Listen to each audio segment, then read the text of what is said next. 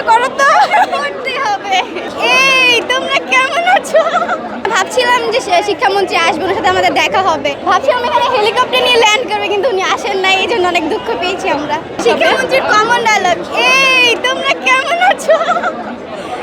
এই বাচ্চারা পড়াশোনা করো তো, করতে হবে।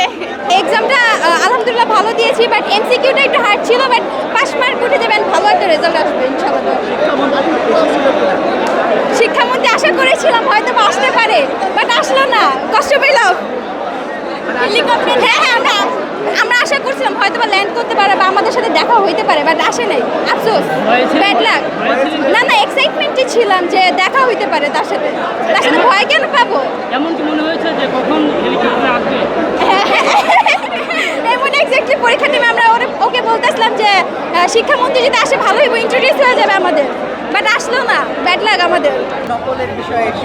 নকল তো আমরা করিনি, ভয় কেন লাগবে আমাদের?